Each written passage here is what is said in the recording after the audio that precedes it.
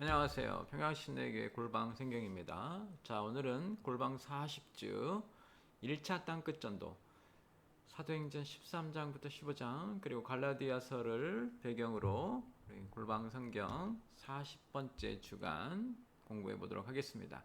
자, 여러분 아시는 대로 우리는 지금 성경을 1년에 한 번 읽고 있죠. 지금 10월 달인데요. 신약 성경으로 넘어와 있습니다. 신약 성경은 크게 세 묶음으로 나눠져 있죠. 예수님의 사역, 교회의 사역, 가르침 세 묶음으로 나눠져 있는데 우리가 먼저 예수님의 사역에 대해서 7주간 했었고요.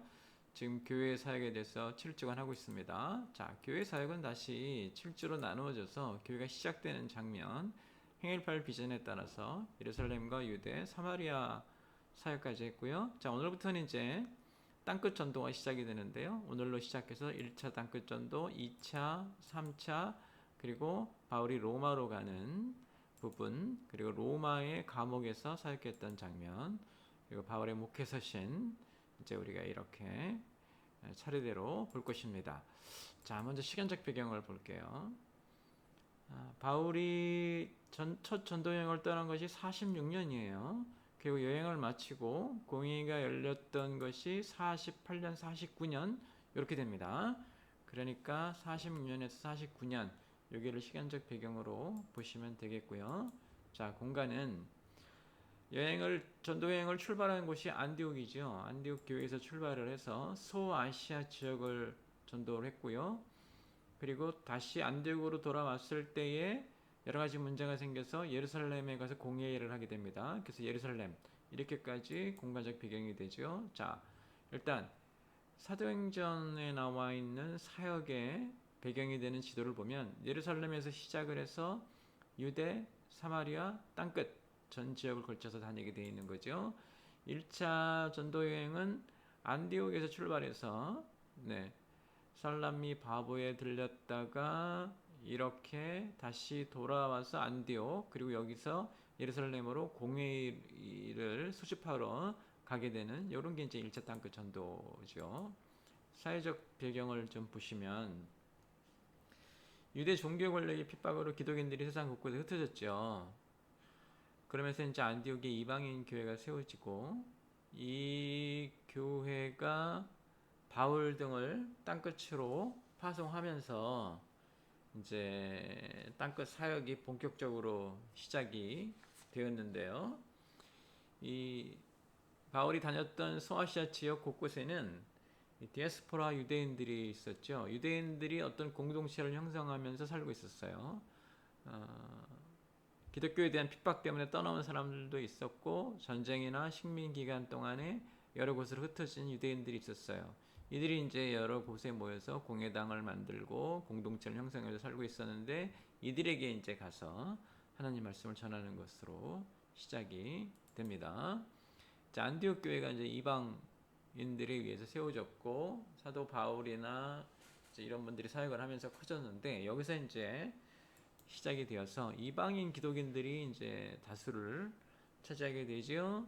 그리고 1차 전도 여행 때도 바울이 소아시아 지역에서 이방인들에게 하나님 말씀을 물론 제일 먼저 간 곳은 공회당이어서 거기서 이제 유대인들에게도 전했지만 유대인들을 비롯해서 이방인들도 하나님 말씀을 듣고 기독인이 되었어요.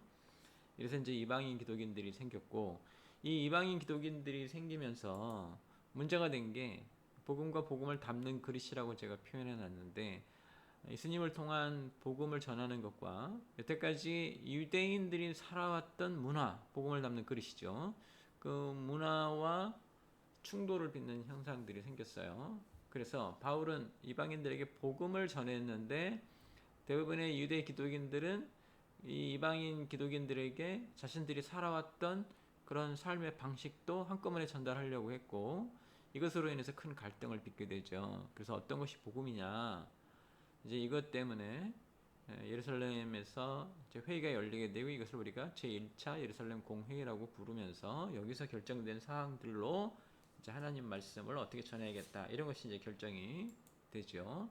성경은 사도행전 13장부터 15장이 1차 전도 여행을 기록을 했고요. 1차 전도 여행 후에 예루살렘에서 열렸던 공회의도 기록을 하고 있습니다.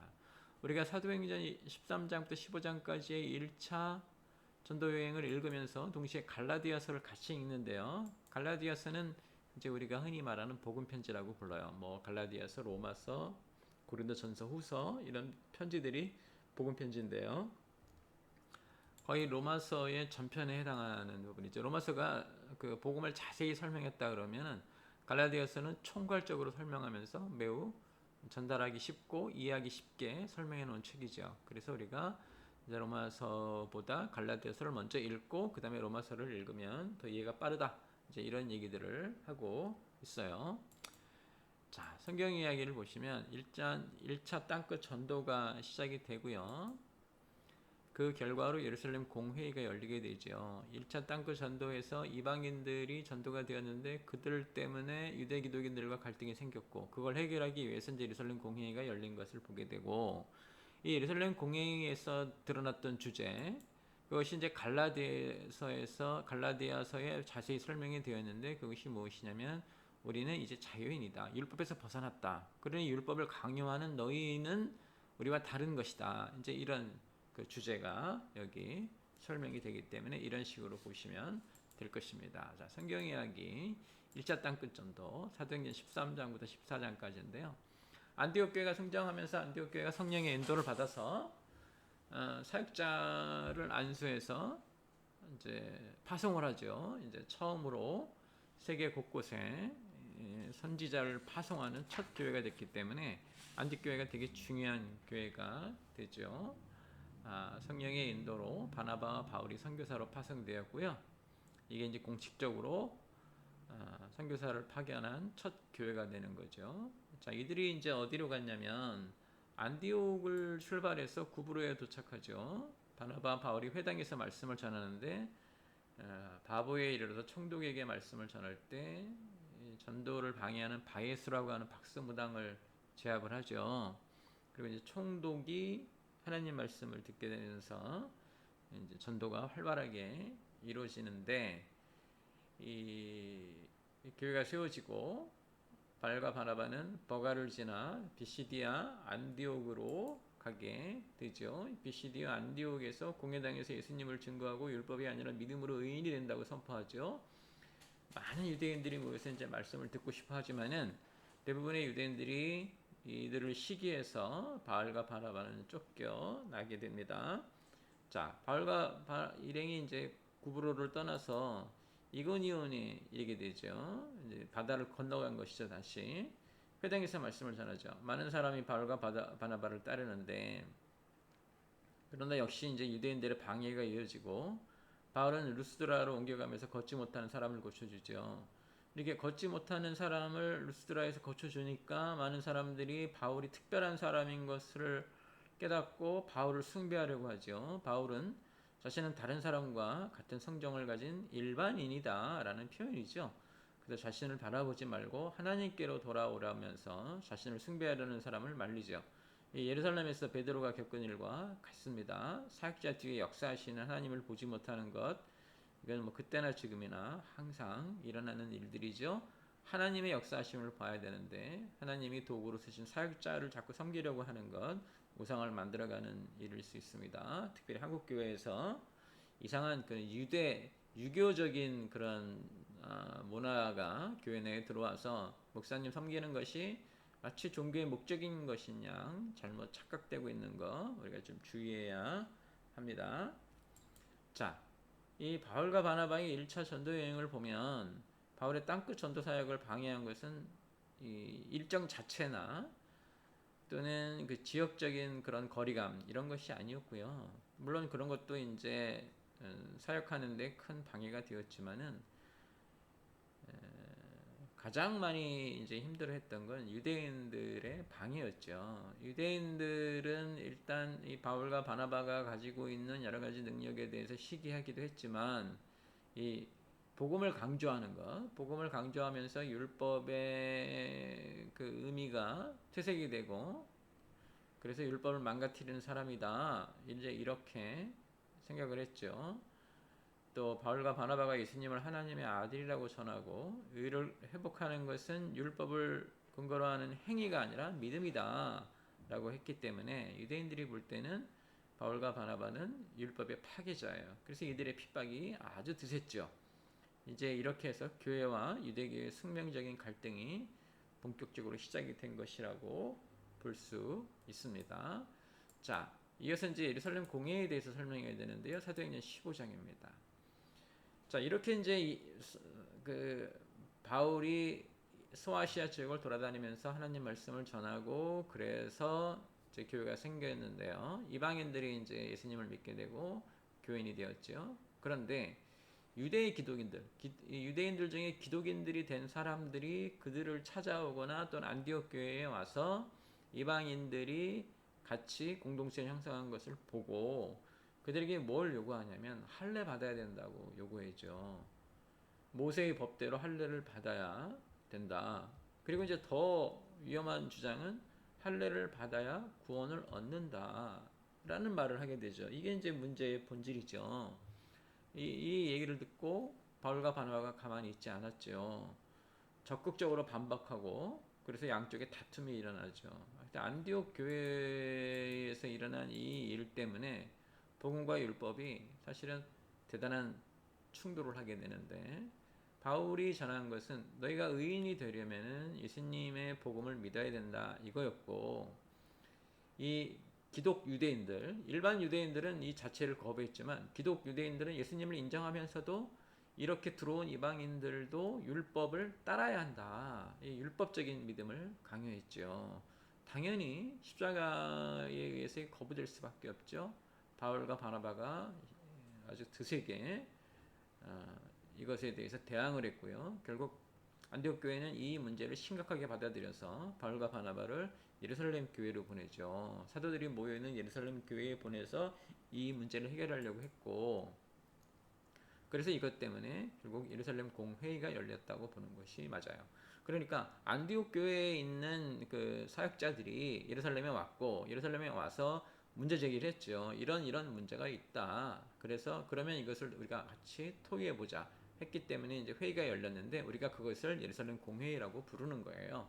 1차 교회의 공식적인 회의라고. 당시 사람들은 몰랐겠지만 이제 우리는 역사적으로 그렇게 명칭을 정하고 그렇게 이제 받아들이는 거죠. 자, 이제 아주 격렬한 회의가 일어났죠. 왜 율법을 지키지 않느냐라는 사람들이 이제 유대 기독인들, 예루살렘에서 유대인들이 기독교로 넘어오면서 아직도 율법적인 믿음을 가지고 있었기 때문에 주장을 했고요. 어떻게 보면 당연하다고 볼 수도 있어요. 예수님을 받아들였지만 하나님이 구약을 통해서 우리에게 가르쳐 주신 것을 지키며 살아야 되는 거 아니냐. 이제 이렇게. 그러니까 그런 부분에서 우리가 받아들일 수 있는데 안디옥 교회를 중심으로 한 바울과 바나바가 받아들이지 못한 건 그렇게 해야만 구원이 있다라고 한 것은 바울과 바나바가 받아들일 수 없었죠. 왜? 구원은 그러니까 의인이 되는 것은 예수님의 십자가의 보혈을 믿고 자기 죄를 회개하고 예수님과 함께 자기의 죄를 십자가에 못 박고 다시 예수님의 부활과 더불어 새로운 사람으로 태어나는 게 구원인데 거기에 이런 할례를 받아야 된다, 음식법을 지켜야 된다 이런 것을 지켜야만이 구원에 이른다고 하는 것은 십자가를 무시하는 행위라고 생각했기 때문에 당연히 이것에 반대를 하고 이것에 대한 얘기가 됐죠. 그래서 양쪽이 이제 그 격렬한 토론을 벌이게 되는데요. 이게 교회의 모습이에요. 이제 교회는 당연히 땅의 사람들이기 때문에 하늘이 가르쳐 준 것을 제대로 이해하지 못하기도 하죠. 때로는.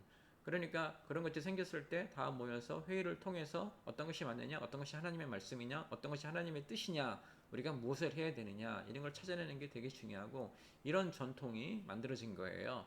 서로 다르면 모여서 회의를 해서 어떤 게 맞느냐라고 말씀을 통해서 진리를 찾아가는 모습. 네, 이렇게 회의를 했고 양쪽이 격렬하게 토론한 후에 베드로의 증언 그리고 야고보 목사님의 결정에 따라서 할례나 이런 것 강요하지 말자. 이방 기독인들을 괴롭히지 말자. 오직 예수님의 복음만으로 구원을 받는 것이고 우리가 그들에게 부탁해야 되는 것은 그런 우상에게 바쳐진 고기를 먹거나 또는 정결하지 못한 삶을 사는 것은 우리가 막아야 되지만 유대인들이 그동안 지켜왔던 그런 것들로 그 사람들을 괴롭히지 말자라고 했고, 그 핵심에는 뭐가 있었나? 구원은 복음으로만 이루어진다. 이제 이것이 있었죠. 이렇게 되어서 이제 쉽게 말하면은 구원은 복음만으로, 이렇게 율법을 강요하지 말아라 하는 말씀이 됐고, 율법을 강요하지 않는다는 얘기는 결국은 복음만이 구원에 이르는 길이다라는 걸 강조한 것이기 때문에 이것을 이제 우리가 기독교 선언이라고 부르는 거죠. 유대인들이었었고 하나님이 모세 율법을 통해서 가르쳐 주신 삶의 방식을 따르던 사람들이 교회에 들어왔는데 그들이 유대의 풍습을 그대로 가지고 들어왔죠. 그런데 문제는 그렇게 가지고 있던 풍습들을 마치 영혼의 구원을 받는데 절대적인 것으로 생각했다는 것을 이제 깨트려 버린 거죠. 그래서 이제 기독교 선언이라고 하고요. 교회가 이렇게 모여서 하나님 말씀을 찾아가면서 율법이 아니라 복음이라는, 그래서 교회 내에 들어와 있는 율법적인 요소들을 다 제거해 버렸다, 제거하기로 했다가 정답이죠. 이 지속적으로 이 이후로도 몇십 년간 이것 때문에 계속해서 갈등들이 일어나기 때문에 그렇습니다. 그래서 1차 전도 여행의 가장 큰 특징은 이 예루살렘 공회의예요. 예루살렘 공회의를 통해서 1차 전도 여행 때 드러났던 문제, 이방인들이 기독인이 되었을 때 그들이 유대인들의 그런 문화를 지켜야 되느냐 하는 문제, 그 문제는 또 무엇으로 귀결이 되냐면 구원은 어떻게 받느냐, 이것으로 귀결이 되죠. 구원은 어떻게 받습니까? 예수님의 복음만으로 받습니다. 이게 이제 예루살렘 공회에서 결정이 됐죠. 자, 이 예루살렘 공회의 다음에 우리가 이제 갈라디아서를 읽는데요. 갈라디아서는 사도 바울이 갈라디아 교회에 보낸 것인데 여러 가지 논쟁을 하지만 그 중에 이제 가장 먼저 한 얘기는 사도 바울이 나도 사도다. 그리고 내가 전하는 복음 외에 다른 복음은 없다. 사도 바울이 예수님의 십자가만을 강조하고 율법인 거기서 미치지 못하는 것이다라고 했기 때문에 이 유대 기독인들이 율법적인 믿음을 가지고 사도 바울을 공격했죠. 그랬기 때문에 사도 바울이 제일 먼저 한 말은 나도 사도다라는 말이죠. 그들만 사도가 아니라 나도 사도다. 나도 예수님의 제자고 나도 해야 될 말이 있고 내게도 주어진 사명이 있다. 이거를 먼저 강조하는 것이죠. 그러면서 베드로가 게바죠. 베드로가 갈라디아 교회에 있을 때에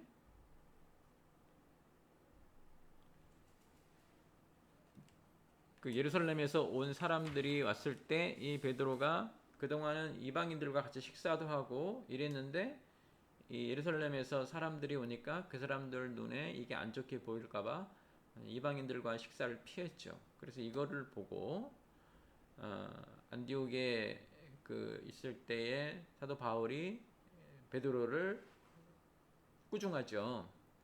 개바야, 네가 너도 지키지 못하는 율법으로 이 사람들에게 지키려고 하는 것이고 그런 위선적인 행동을 하느냐? 오히려 우리가 율법을 통하여서 우리가 복음을 통하여서 자유인이 되었는데 이제 하나님의 사람이 되었는데 너희가 율법으로 다시 우리를 종을 삼으려고 한다.